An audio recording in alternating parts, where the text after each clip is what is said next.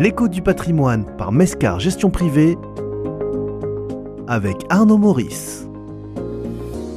Dans ce deuxième chapitre dédié au conseil patrimonial, Arnaud Maurice de Mescar Gestion Privée expose les questions préalables à se poser. Bonjour. Bonjour. Alors, quelles sont les principales problématiques soulevées par vos clients ? Alors, pour gérer son patrimoine, on peut exprimer le besoin d'être accompagné. Pour cela, on peut faire appel à une maison de conseil en investissement qui va en fait porter un conseil sur mesure, un suivi à long terme. Alors, la mission de la maison de conseil en investissement va être de traiter les problématiques suivantes. Par exemple, assurer la protection de ses proches et de son patrimoine. Il faut savoir que le sujet de la protection du conjoint est en fait un point qui est très régulièrement, voire systématiquement évoqué. Si je dois donner quelques chiffres de l'INSERM, il faut savoir que plus de 100 000 adultes, dans la tranche d'âge 25-65 ans, donc plus de 100 000 adultes en fait décèdent chaque année en France, ce qui va impliquer la question de comment puis-je protéger mon conjoint. Et derrière ça, nous avons bien évidemment le sujet d'assurer le train de vie de son ou sa conjointe en cas de décès prématuré ou d'accident. Alors, comment assurer cette protection justement ? Un des premiers leviers qu'il faut activer, ça va être la définition du régime patrimonial le plus adéquat. Il faut savoir que le Code civil en France, en fait, nous permet d'ajuster son régime matrimonial de manière assez fine et d'utiliser notamment ce que l'on appelle les avantages matrimoniaux et les libéralités. Libéralité, c'est la possibilité, par exemple, au profit de son conjoint, de réaliser une donation de l'ordre d'un peu plus de 80 000 €. Ça va être le premier point. Et puis aussi d'adapter ses placements financiers. On privilégiera notamment le contrat d'assurance vie, qui est une enveloppe que tout le monde connaît, mais dont les tenants et les aboutissants peuvent être extrêmement puissants d'un point de vue protection du conjoint survivant. Après, on a bien évidemment le sujet de l'assurance et de la protection. Et là, je parlerai notamment de l'assurance décès qui, contrairement à l'assurance vie, en fait, permet de s'assurer qu'un capital que l'on n'a pas aujourd'hui pourra être versé à ses bénéficiaires le jour où un décès se présente dans la famille.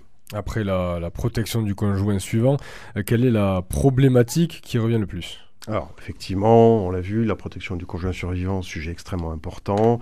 Autre sujet d'actualité, nous en entendons parler très régulièrement à la radio et sur les médias en général, c'est la préparation de sa retraite et assurer ou maintenir son niveau de vie. Là, en fait, il va y avoir plusieurs étapes qui vont commencer par évaluer le style de vie que notre client, vous souhaitez mener à la retraite. Donc, il va falloir bien évidemment intégrer plein de choses, les activités, les éventuels voyages, etc., les éventuels investissements aussi. Déterminer l'âge auquel vous aimeriez prendre votre retraite. Alors là aussi, les règles, malheureusement, évoluent avec le temps. Donc, c'est un point sur lequel il faut bien se focaliser aussi pour savoir quel est pour vous le moment idéal où il s'agira de prendre sa retraite.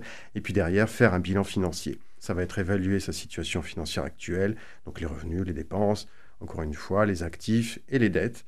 Et calculer aussi combien, in fine, vous allez devoir économiser pour atteindre vos objectifs de retraite. Et une fois qu'on a fait cette simulation, ça va être la mise en œuvre, à savoir une économie régulière qui va permettre d'établir un budget qui va inclure les contributions régulières à votre plan de retraite. Donc il faut intégrer ça dans le budget annuel. On va pouvoir aussi parler de l'utilisation des différents comptes de retraite et des avantages fiscaux. Alors à ce titre-là, on a des solutions mises en place qui peuvent être tout à fait pertinentes, comme le plan d'épargne retraite, qui permettent d'adjoindre à la fois un complément de retraite et ce dans un environnement fiscal qui est aujourd'hui assez intéressant. On parlera aussi, ça coule de source, mais il vaut toujours mieux le dire, c'est mener des investissements judicieux. Donc, on va rebondir cette fois-ci sur la tolérance au risque que vous avez et les fameux objectifs de retraite pour en fait définir une stratégie d'investissement qui puisse couvrir les éventuels besoins de revenus complémentaires au moment de la retraite. Et, encore une fois, la réévaluation régulière de votre plan de retraite. Les choses évoluent extrêmement vite et vont continuer à évoluer extrêmement vite aussi. Donc on doit être en mesure de passer en revue, d'ajuster son plan de retraite pour s'adapter en fait aux objectifs et aux conditions économiques très changeantes. Et justement, comment investir au mieux ? Alors, investir au mieux, ça va déjà de choisir un investissement qui soit adapté à sa situation et à son fameux profil de risque. Donc, on va tenter de structurer le patrimoine financier via plusieurs outils, les comptes-titres, les plans d'épargne en action, les contrats d'assurance vie, la création de holding familiales. Voilà, plein de sujets qui peuvent être activés. Et sur chacune de ces solutions, bien évidemment, systématiquement apporter les précisions nécessaires sur toutes les spécificités juridiques et fiscales qui entourent chacune des structures que l'on a pu voir précédemment. Alors, quid de l'immobilier ? Doit-on s'en préoccuper ? Vaste sujet qu'est l'immobilier. Bien évidemment que l'on doit s'en préoccuper. Son patrimoine immobilier, on peut le développer. Alors, il y a bien évidemment la résidence principale, mais on parlera aussi de l'investissement immobilier locatif qui, par définition, est un complément de revenu. Dans le cadre des stratégies patrimoniales immobilières, bien prendre en compte et ne jamais oublier que les montants sont souvent importants et très engageants sur le plan patrimonial. Donc il s'agit là aussi, au même titre que pour les investissements financiers, de prendre le temps de bien analyser son investissement avant toute prise de décision. Alors, quelques questions à se poser avant d'investir dans l'immobilier, ça va être est-ce que nous menons une acquisition en direct ou pas ?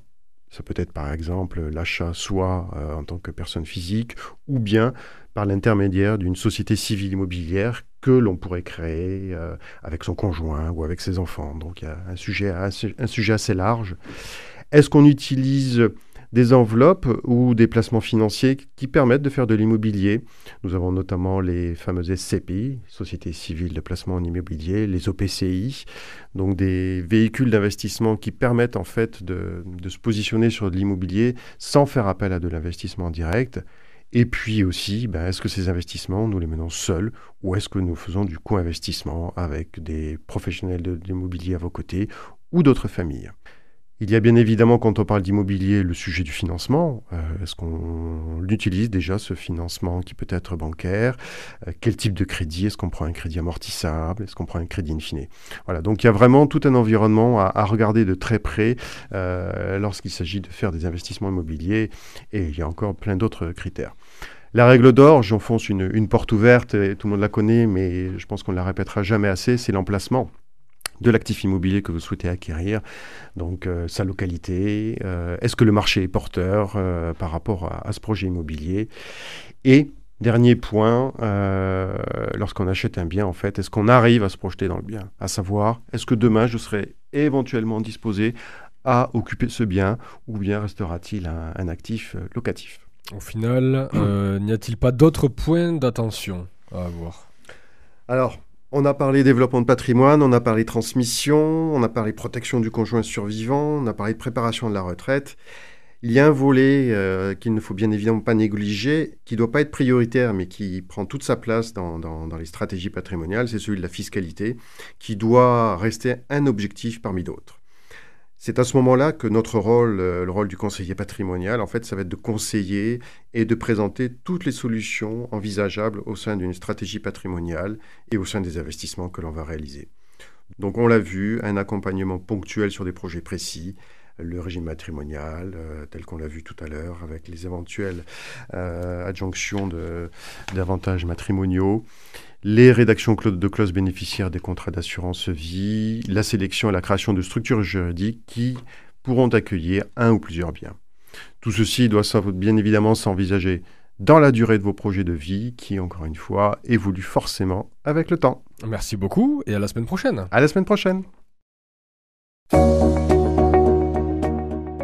C'était Arnaud Maurice pour l'Écho du patrimoine par Mescar Gestion Privée.